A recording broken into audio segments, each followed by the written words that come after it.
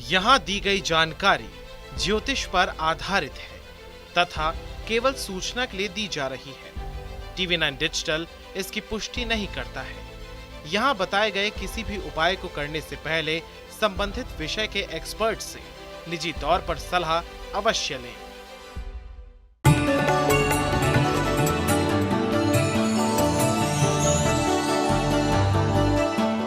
नमस्कार, स्वागत है आप सभी का। आप देख रहे हैं एस्ट्रो साइंस। मैं हूं आपके साथ अंजलि और मेरे साथ हैं एस्ट्रो साइंटिस्ट गुरुदेव GD वशिष्ठ जी। सर, आपका स्वागत है। दाता खुशियां दे, माता रानी सुखी रखे। कई लोगों को रात में ढंग से नींद नहीं आती है और आती भी है तो बुरे बुरे सपनों के कारण उनकी नींद खुल जाती है। अक्सर सांप के सपने, भूत प्रेत के सपने आते हैं या कुछ ऐसे सपने भी आते हैं जिसके चलते डर लगा रहता है। हम आपको बताएंगे कि आखिर सपने आने के पीछे कारण क्या है और ये किस तरह से हमारी दिनचर्या के साथ जुड़ा हुआ है। इसके साथ ही आपकी राशि के बारे में भी आपको गुरुदेव आज बताएंगे।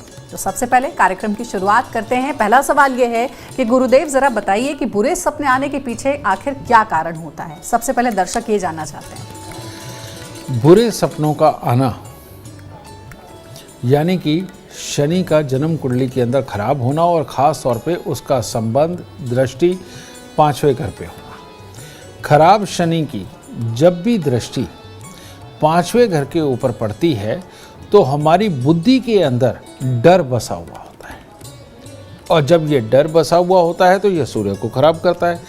सूर्य के खराब होने का मतलब कॉन्फिडेंस का खराब होना।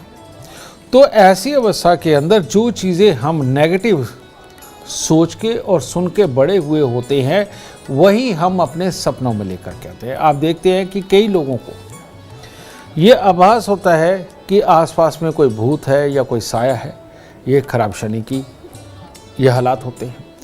कई लोगों को सपने के अंदर कोई जानवर डसते हुए उनके पीछे भागते हुए नजर आते हैं।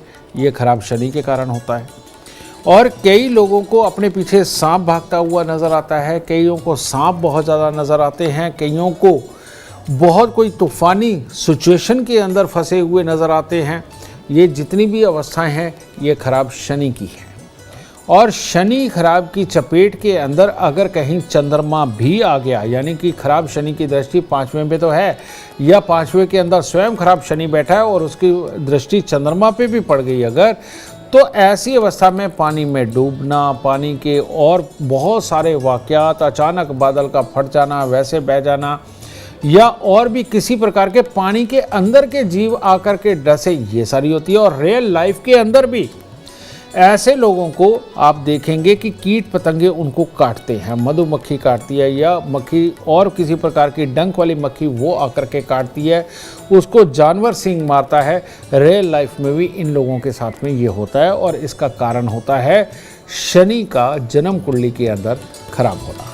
गुरुदेव, एक और सवाल है, अगर सपने में हम किसी की मौत देखते हैं या खुद को मरता हुआ देखते हैं, इसके पीछे क्या संकेत होता है? और अगर किसी की मृत्यु से जुड़े सपने आते हैं तो क्या उपाय करना चाहिए? सही मायने में कहते हैं कि अगर किसी की आप मृत्यु देखते हो तो उसकी उम्र लंबी हो जाती है, ठीक है। लेकिन अगर आप किसी की नेचुरल डेथ देख रहे हैं तो उम्र लंबी होती है कि अचानक वो चलते चलते या किसी और तरीके से किसी की डेथ देखते हैं तो उसकी उम्र लंबी होती है। ये शुभ संकेत में माना जाता है। लेकिन अगर आप ये देखते हैं कि उसको किसी ने मार दिया और मारते हुए आपने उसके खून भी अगर निकलते हुए देखा तो ये मंगल शनि की लड़ाई हो जाती है और ये शुभ नहीं होती। और ऐसी अवस्था में ये प्रॉब्लम उस रिश्तेदार या उस जानकार की वजह से अपने जीवन को प्रभावित कर सकती है। और वो क्या प्रभावित कर सकती है? ये मंगल और शनि का खराब मेल होता है जिसके अंदर जिन चीज़ों को आपने डॉक्यूमेंटेड नहीं किया है, जिन चीज़ों की आपने लिखित नहीं करी है और उसके साथ में उस चीज़ को लेकर के काम है, लेन देन है, तो ऐसे में उस शख्स से आपको धोखा मिलने वाला है और उस धोखे के अंदर लड़ाई होकर के रिश्ता टूटने वाला है। तो ऐसी अवस्था के अंदर अगर आप किसी की मृत्यु देखते हैं, उसके खून भी निकलते देखते हैं, तो समझ लीजिए उसके साथ भविष्य के अंदर विचार मिलने में दिक्कत आएगी। तो ऐसी अवस्था के अंदर आपको अगर इस तरह का कोई सपना आए तो 9 दिन लगातार एक नारियल पूजा वाला, 10 साबुत बादाम और 10 छुआरे लेकर के मंदिर के अंदर देने चाहिए ताकि ये बुरा सपना आपकी ज़िंदगी में कोई बुराई ना ला पाए। गुरुदेव, अगर सपने में पितृ आते हैं, पितरों का दिखना क्या संकेत करता है और ऐसी स्थिति में क्या करना चाहिए? पितरों का भी इसी प्रकार से कि वो तृप्त आए हैं, आशीर्वाद देने आए हैं, कुछ देने आए हैं या कुछ लेने आए हैं। ठीक है, अगर वो तृप्त आए हैं, आपको कुछ देने आए हैं या आशीर्वाद देने आए हैं, तो ये चंद्रमा की बहुत ही शुभ अवस्था है, जिसके अंदर आप समझ लीजिए कि भविष्य के अंदर अगर आप स्टूडेंट हैं तो आपकी पढ़ाई कामयाब होने वाली है।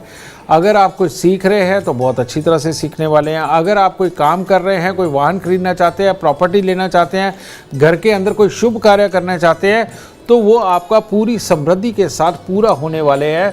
तो ऐसी अवस्था के अंदर आपको जब ये शुभ पित्र आए तो आपको थोड़े से चावल मंदिर के अंदर दे करके, पंडित जी के पांव हाथ लगा करके वो भी अगर आशीर्वाद लेते और अपने पितरों के नाम की सिर्फ अरदास ही परमात्मा को करवा देते हैं कुछ भी दे करके, तो ये आपके लिए कई गुना और ज़्यादा फलित हो जाती है। लेकिन अगर पितृ हमारे सपने में आए हैं और वो बार बार कुछ मांग रहे हैं, बार बार कुछ इंडिकेट कर रहे हैं और बार बार ये बता रहे हैं कि तेरा बुरा होना जा रहा है, तो इसका मतलब चंद्रमा खराब हो गया है और उस अवस्था के अंदर वो अतृप्ति या चिंता के संकेत होते हैं। तो ऐसी अवस्था के अंदर घर के अंदर अलर्ट होना चाहिए। उन दिनों के अंदर ज़रूरी काम रोक देने चाहिए, ख़ास तौर पे पैसा खर्च करके या प्रॉपर्टी का ट्रांसफ़र इधर से उधर करना या खरीदना, ये इन चीज़ों को रोक देना चाहिए।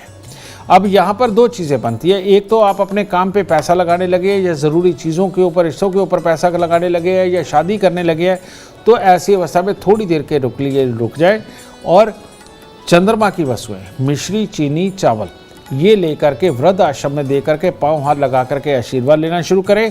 और हर महीने की अमावस को अपने पितरों के लिए कुछ भी कच्चा या पक्का बना करके पंडितों को खिलाना, समझ गए। और ख़ास तौर पे कर्मकांडी जो हों, जो मंदिरों के अंदर पुजारी हों, उनको खिलाना, उनको देना, ये हर अमावस को करने लगेंगे तब ये पितर तृप्त होते हैं और अच्छापन आता है। और इसके अलावा ये वृद्ध आश्रम के अंदर देना वो भी शुभ होगा। और इसके साथ ही अगर अपने पितरों के नाम का कोई गरीबों के अंदर भंडारा, जिसके अंदर नमकीन, मीठा, तला हुआ, ये तीनों ही चीज़ें हों, ये कर देने से बुराइयाँ टलती हैं। और ये संकेत को समझ करके आप अगर ज़रूरी चीज़ों को अभी रोक करके और जब दोबारा पितर आकर के आपको आशीर्वाद देने स्वरूप आप आएंगे, समझ लीजिए अच्छा समय आया, वहाँ से अपने शुभ कामों की शुरुआत करते हैं तो आपके लिए अति उत्तम रहेगा। गुरुदेव, अगर हम सपने में भीड़ भाड़ देखते हैं या कोई मांगलिक कार्य देखते हैं, क्या ये शुभ होता है या अशुभ होता है? सपना यानी कि आपकी वो अवस्था जिसके अंदर मंगल और राहु, यानी कि आप बिस्तर के ऊपर सो रहे हैं तो यानी कि केतु, और उसके अंदर आपके विचार राहु, और उसके अंदर मंगल कार्य देखना, मंगल राहु केतु की लड़ाई। इसीलिए कभी भी किसी की भी शादी सपने के अंदर देखना शुभ नहीं माना जाता। ठीक है। भीड़ भाड़, अब भीड़ भाड़ तो कई तरह की होती है। अब वो धार्मिक स्थान की भीड़ भाड़ है, रोड की भीड़ भाड़ है, आपके घर के अंदर भीड़ भाड़ है, लेकिन किसी भी तरह की भीड़ भाड़ हो वो राहु को ही इंडिकेट करती है, लेकिन एक धार्मिक स्थान की भीड़ भाड़ को छोड़ करके। ठीक है। तो भीड़ धार्मिक स्थान को छोड़कर कहीं की भी, और मंगल कार्य यानी कि शादी वगैरह होना देखना, ये मंगल शनि, मंगल राहु केतु, इन तीनों की एक तरह की लड़ाई का ये संकेत होता है। तो ऐसी अवस्था में क्या करना चाहिए? ऐसी अवस्था के अंदर सबसे उत्तम है कि आप थोड़ा सा दूध और अनार 1, 2, 3, 4 अपनी समर्था के अनुसार, मेरी तरफ से 10 किलो, तो अनार और दूध ये आप मंदिर में लगातार कम से कम 9 दिन चढ़ाएं, तो इस सपने का बुरापन वो खत्म होगा। और हर रोज़ कुत्ते और कौवों को कुछ ना कुछ खाने को दें, कम से कम 1 महीना, समझिए, या 43 दिन दे, सबसे उत्तम। 1 महीना मैं इसलिए कह रहा हूँ क्योंकि उसमें 27 नक्षत्र घूम जाते हैं और 43 दिन लाल किताब के अनुसार राशि, ग्रह, ये सब कुछ मिला के 4 दिन फालतू मनाए जाते हैं। तो ऐसी अवस्था के अंदर बेटा 43 दिन ये करना इस बुराई से निजात दिलाएगा, वरना ये इंडिकेशन हो सकती है कि आपका मंगल खराब होने जा रहा है, ज़िंदगी के अंदर टेंशनें बढ़ने जा रही हैं और कोई ना कोई बीमारी का संकेत भी ये घातक हो सकता है। तो इसीलिए इससे बचने के लिए ये उपाय करना बहुत ज़रूरी है। और अब आगे बढ़ते हैं और बात अपने स्पेशल एलिमेंट की करेंगे, क्योंकि लगातार हम सपनों की बात कर रहे हैं गुरुदेव। तो ज़रा ये भी बताइए कि घर में वास्तु के अनुसार बेड की जो दिशा है या सोने की दिशा है वो क्या होनी चाहिए? सोने की दिशाएं दो ही प्रेफरेबल है, और वो कौन सी है? पश्चिम दिशा की तरफ सर करना और पूरब दिशा की तरफ हमारे सोते हुए नक्श में आना। उसके लिए कहा जाता है कि पूरब दिशा की तरफ से आने वाली हेल्दी हवाएं वो हमारे अंदर जाते हैं, हमारी ऑक्सीजन के ज़रिए वो हमारे अंदर आते हैं, जो हमारे दिमाग को शांत रखती है और शरीर को पुष्ट रखती है। और दक्षिण दिशा की तरफ सर करना और उत्तर दिशा की तरफ पाँव करना, ये भी जो योग है, इसके अंदर उत्तर दिशा की तरफ से आने वाली एक बहुत ही ऐसी हवाएं जो हमारी याददाश्त को, हमारे शरीर के अंदर बीमारियों को बचाने वाली एक हेल्दी ऑक्सीजन के साथ हमारे अंदर जाती हैं और हमें बीमारियों से निजात दिलाती है और हमारी याददाश्त को बेहतर करती है। और चाहे पूरब दिशा की हवा हमारे अंदर जाए, उत्तर दिशा की जाए, ये दोनों ही हवाएं जब भी पूर्वैया चलती है और जब भी ये उत्तर दिशा की तरफ से हवा चलती है, यानी कि ठंडी मीठी हवा आती है पहाड़ों की तरफ से, ये दोनों ही हमारे जीवन को कंप्लीट करना, अंदर बीमारियों को ख़त्म करने की ताकत देने का काम करती है, ये दोनों तरफ की हवाएं। लेकिन जो लोग पूरब की तरफ दिशा करके सोते हैं, सर करके सोते हैं और पश्चिम की तरफ पाँव करके सोते हैं, उनको जोड़ों से संबंधित तकलीफ़ें होती हैं, हड्डियों से संबंधित तकलीफ़ें होती हैं, गुस्से चिड़चिड़ेपन से संबंधित तकलीफ़ें होती हैं, ये सारी होंगी। और साथ ही नज़र की कमज़ोरी वगैरह ये सब कुछ होगा और दिमाग के अंदर बस बात का फंस जाना और उसके कारण क्लेश होना, ये सारी तकलीफ़ें होती हैं। और इसीलिए पश्चिम की तरफ जो है पाँव करके नहीं सोना चाहिए, ठीक है। दूसरा, जो लोग दक्षिण की तरफ पाँव करके सोते हैं, उनके घर में लड़ाई झगड़े कलेश पैदा होते हैं, बच्चा पैदा करने की क्षमता कमज़ोरी होती है, पेट खराब होता है और साथ ही आँखों की कमज़ोरी होती है और जेलस भावना अपने अंदर बढ़ती है, क्योंकि पश्चिम और दक्षिण दोनों ही रोग कारक दिशाएं हैं और जब भी इधर की तरफ से हवाएं चलती हैं और ये हमारे पास डायरेक्ट आती हैं तो ये हमें रोग देती हैं। पूरब और उत्तर की तरफ से जब भी हवाएं चलती हैं, उसके अंदर की हुई एक्सरसाइज, भाग दौड़ ऑलवेज आपके शरीर के लिए अच्छा होती है, क्योंकि उस वक्त में ऑक्सीजन जितनी ज़्यादा आपके अंदर जाएगी आपके लिए उतनी ही शुभ फलदायी रहेगी और रोगों से बचाने वाली रहेगी। तो इसीलिए उत्तर और पूरब की तरफ समझे आप पाँव करके सोएं और दक्षिण और पश्चिम की तरफ सर करके सोना, यही आपके भाग्य को, शरीर को, आपके दिमाग को, अपनी युक्तियों को दुरुस्त करने के लिए सबसे उत्तम दिशाएं मानी जाती हैं। तो इस बात का विशेष रूप से आप ध्यान रखिए कि आपके बेड की दिशा, सोने की दिशा क्या होनी चाहिए। जो गुरुदेव ने बताया उसे ज़रूर आप फॉलो करें अपने घरों में। गुरुदेव, अगर सपने में बार बार कोई जानवर दिख रहा हो या फिर सांप दिख रहा हो, तो ये किस बात का संकेत देता है? सांप के लिए भी ऐसा ही। अगर सांप या जानवर ये धार्मिक स्थान पे खड़ा हुआ या इसके आगे पीछे धार्मिक स्थान नज़र आए, तो इसका मतलब ये है कि भविष्य में आप कुछ भी एक अचानक एक कर्म ऐसा करेंगे जो आपको मालोमाल करेगा, लेकिन दुनियादारी के सुख देने के लिए, आध्यात्मिक सुख के लिए, दुनियादारी के सुख देने के लिए।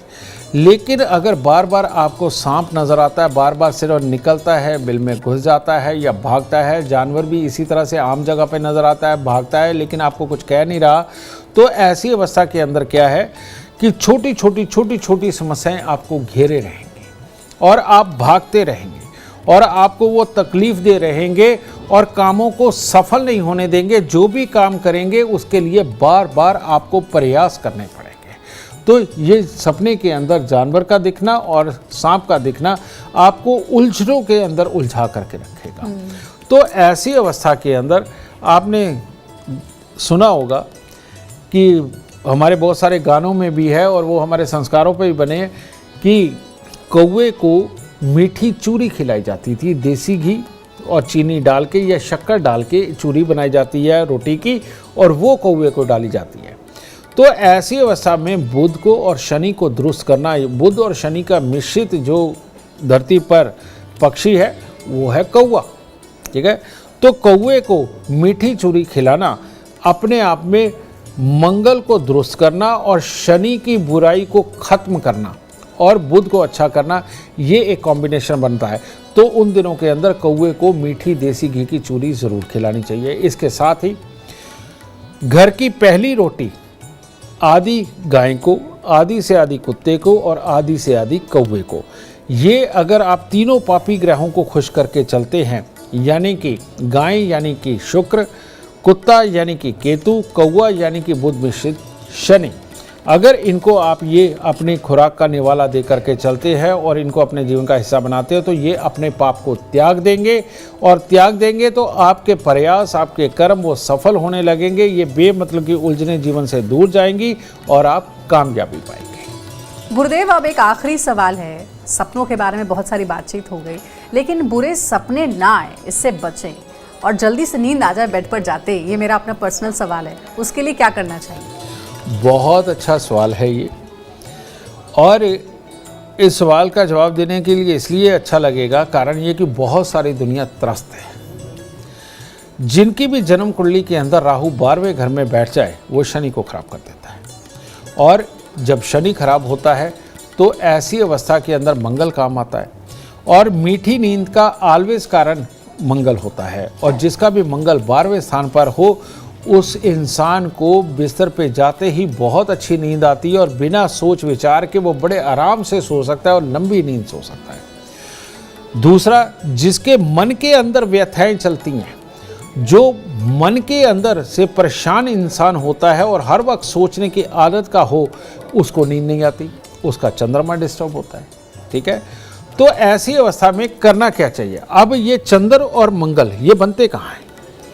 हमारे शरीर के अंदर लगभग 70% पानी है, तो चंद्रमा तो पूरे शरीर में ही है। मंगल यानी कि ये खून, यानी कि रेड सेल्स कहाँ बनते हैं? रेड सेल्स बनते हैं हमारी थाई में, यानी कि हमारी कमर से लेके घुटनों के बीच का जितना ये मोटी जांग है, ये वाला हिस्सा है, यहाँ पर रेड सेल्स बनते हैं। ये आप किसी भी डॉक्टर से पूछ सकते हैं। ठीक है, तो जब भी आपकी थाई कमज़ोर होने लगती हैं, तो समझ लीजिए मंगल कमज़ोर हो गया, नींद की प्रॉब्लम आ गई। ये साइंटिफिक रीज़न है। और दूसरा, अगर राहु का संबंध है तो वो सोच विचार में इतना उलझा देगा कि आप प्लानिंग बनाने में रहेंगे, आपको नींद नहीं आएगी। और तीसरा, चंद्रमा अगर खराब है तो मनोमन आप बहुत ज़्यादा सोच करके उतावले होते रहेंगे, जिसकी वजह से नींद नहीं आएगी। तो ये 3 रीज़न है। तो ऐसी अवस्था के अंदर अपने बेड के तकिए के खास तौर पे जो लिहाफ है, उनको हल्के लाल रंग का करना, पिंक शेड में ले लीजिए, लाल रंग ले लीजिए, और एक मंगल की प्रॉपर पूरी वस्तु यानी कि लाल रंग का सूती कपड़ा, उसके अंदर सौंफ भरना, और एक छोटा सा मूंगा 5-7 रत्ती का लेकर के उसके अंदर डालना, और तकिया बना लेना। और तकिया बना करके जब उसे आप तकिए के अंदर रखते हैं, तो राहु की शरारतें ना होने के कारण और उस मूंगे की ताकत के कारण और सौंफ की खुशबू के कारण आपको नींद बहुत अच्छी आने लगती है। राहु आपके पास से दूर चला जाता है, बेकार की सोचें दूर चले जाती है, तो नींद बहुत अच्छी आती है।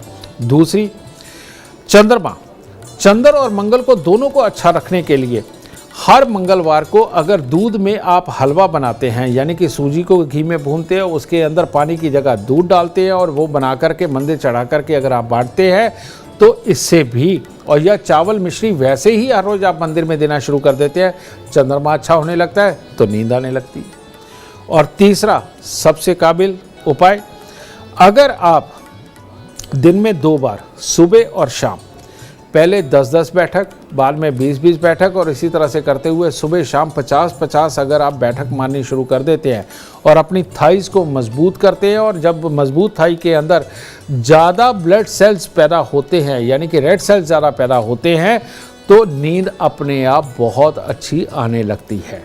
तो आपको एक्सरसाइज वाला तरीका भी बताया और एस्ट्रोलॉजिकल उपाय भी बताए।